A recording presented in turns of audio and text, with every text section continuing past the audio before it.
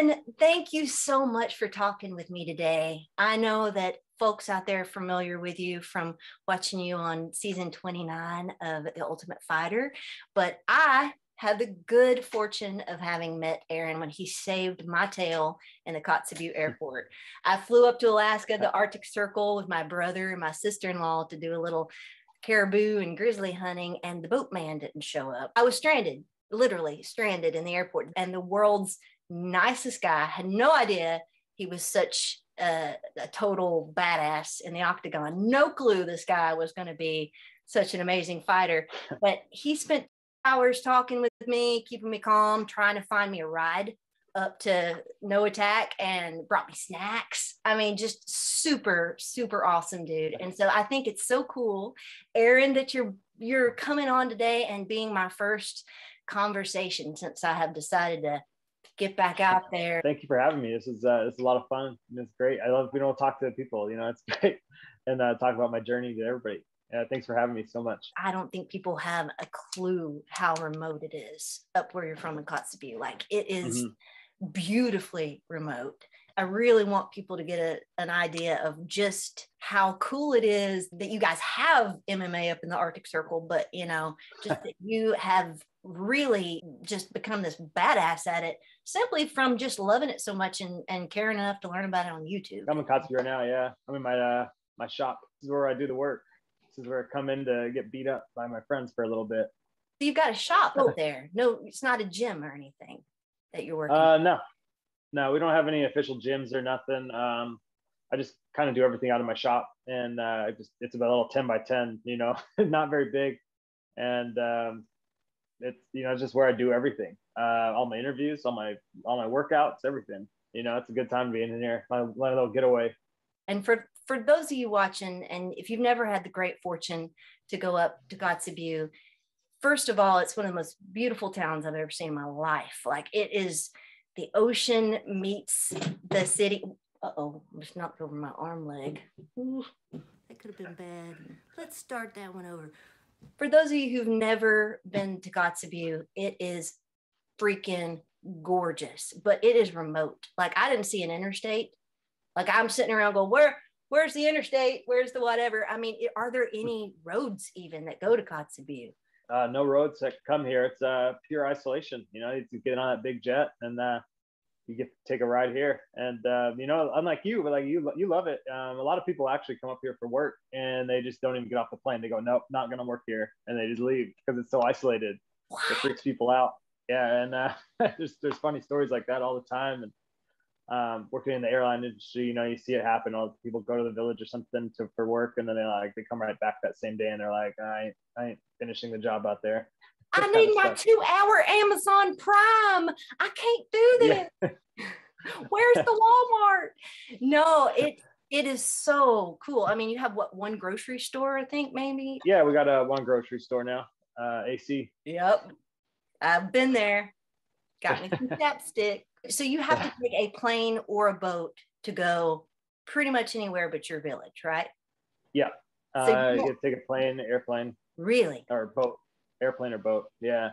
Wintertime, you could take a snow machine somewhere. You could, but that's, just different times. Airplane's usually the best way to get around, get to here and there. Where is the closest village next to you? I'd say Norvik would be the closest. And they're about like a 15-minute bush plane ride. So it's not too far, but that's about like a 6-hour, I would say, snow machine ride if you're going slow at a safe speed anyway.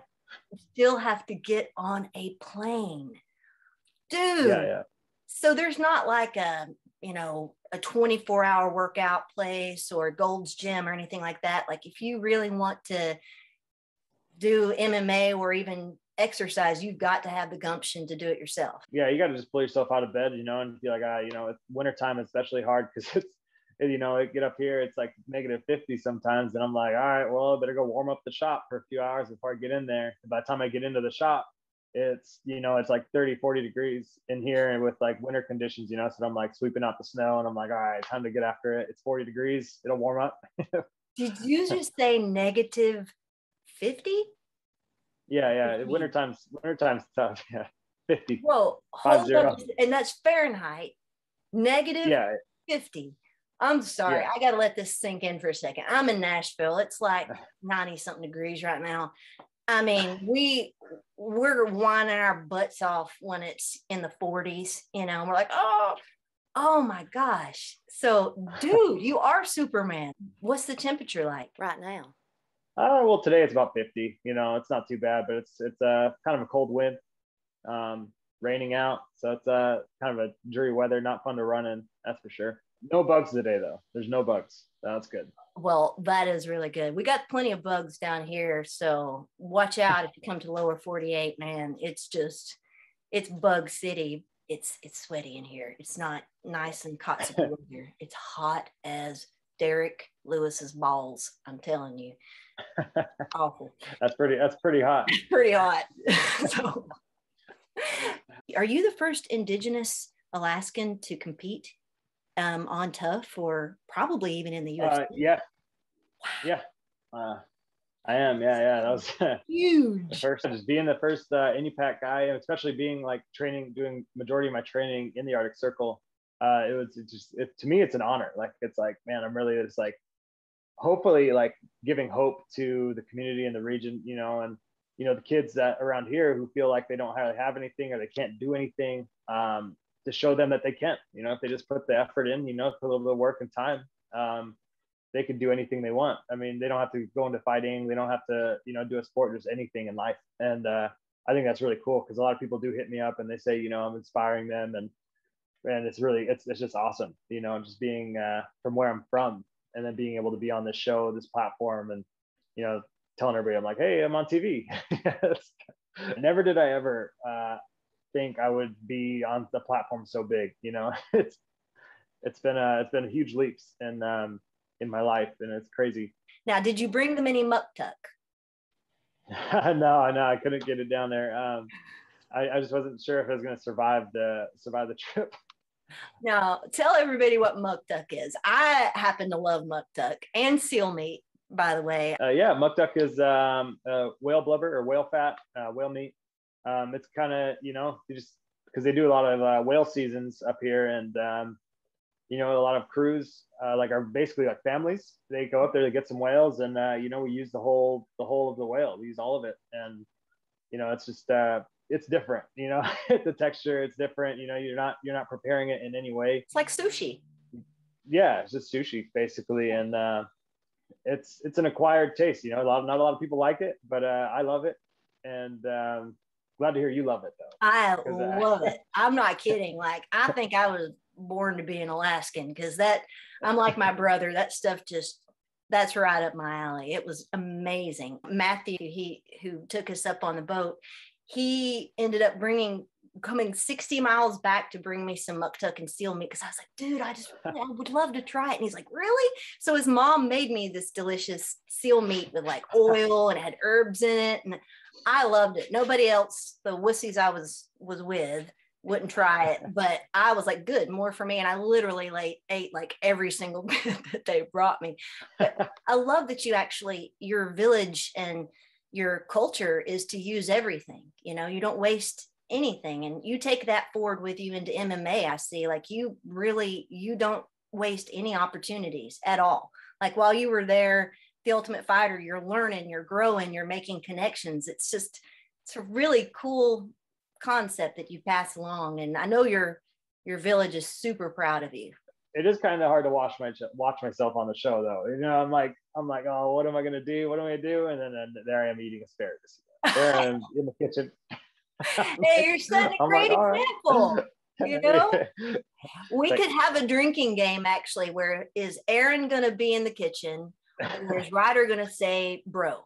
You know, I mean, by the end of the episode, somebody's going to be lit. That's for sure. That's pretty funny. Do you have any special workout regimen? Like, what is your daily workout? I know you have set up a gym of your own, and you're actually there right now, but what do you do every day to keep in fighting shape? A lot of it's, you know, just normal stuff, you know, watching YouTube stuff, and then getting that workout in. And I do a lot of fun stuff too, like, you know, kind of stuff that's like Alaska only, you know, but you know, it's like wintertime, I'll go shovel a bunch of snow just like out of the area. Like, I'll just go and like just shovel a whole ton of snow and have all my stuff on, go climb up some snow hills. That's tough. You're running up the hill when there's a foot of snow in there. That's hard. You got your bunny boots on. So it is just like Rocky. Boots. Yeah. It's pretty much just like a Rocky movie. And any chance I get to run up a little hill, run around in my boots, I take advantage of it. Chase my dog. He's blind, so he just kind of runs in every direction. And so I get to chase him around. That's pretty fun. Last winter, I was pushing a sled. I was pushing one of those traditional sleds, and I had my girlfriend's student. He'd come over. He'd be walking by. He'd be like, "Aaron, can you push me?" And Vernon, I'd be like, "All right, get in the sled, Vernon." And he'd get in the sled. I'd push him. I'd do little push sprints around the block with him. And during the summertime, I pushed the four wheeler around the block. I'll do a mile out pushing the four wheeler, and that's it's a lot of fun. It's really unique, and it feels pretty cool doing it that way, because I kind of feel like Rocky, like, oh. I'm sorry. I'm not kidding. That is probably one of the coolest things I've ever heard as far as a workout. That's what it is. It's how you get them. It's how you get the muscles on that right arm. Why don't you show us your muscles? Give us your Nate Diaz. There you go. See, that's what happens, folks, when you push Vernon around in a sled. Those are muscles. Those are Alaskan strong muscles. Right, or what I was calling my muck ducks. Your muck ducks? Yeah. He's like, dang, there's some huge muck ducks. I told him the word one time, and he just called them my muscles all the time. I love it. Those are muck ducks. How did you handle the heat, by the way, in Las Vegas? I mean, you went from Denver to Las Vegas, but that's still a stretch, because Denver's so high up in the altitude. Yeah, Denver, when I got there, it was still snowing, and we had a bunch of crazy snowstorms, and that was easy to deal with. And when I got to Las Vegas, it was like 90, almost a little bit 90 every day. And there's a lot of staying inside the house and where the air conditioning was, or swimming in the pool. It wasn't heated. It was just very super cold pool. You go in there for an ice bath some days, and I was just in there swimming all the time, learning how to swim. Look at that Alaskan with his muck ducks out there swimming. He does 2 strokes and he's across the pool. Yeah, that's awesome though. Where can people find you online? I mean, obviously they could come up to, if you guys want to go visit Kotzebue, I highly recommend it. Don't listen to people that he was talking about that didn't get off the plane. I got off the plane and actually had one of the best burgers and shakes that I've had anywhere, honestly. But where can we find you online? Online, so I'm pretty active on Twitter on Tuesdays when the show airs, and you can find me at A Phillips MMA. There's also another Aaron Phillips that's actually in the UFC, fights 135. Don't get us confused. I'm the bigger one. I'm the thicker boy. Yeah, he's the bigger one, meaner one. So not in the UFC yet. Will be soon enough, hopefully. And then you can find me on Instagram at Aaron Phillips MMA. Pretty active on Instagram all the time. Twitter, I like to do interactions with people on Tuesdays when the show airs. I'm still new to the social medias, so I'm not very good at them yet, but I'm getting better every day, just like my fighting. I mean, I think you're funny as heck on Twitter. I'm not kidding. I've enjoyed it. Aaron is a hoot. Y'all do yourself a favor. Stop what you're doing right now. You can pause this. Go follow him right now on Twitter. Go follow him right now on Instagram. The link's active. Y'all just click it.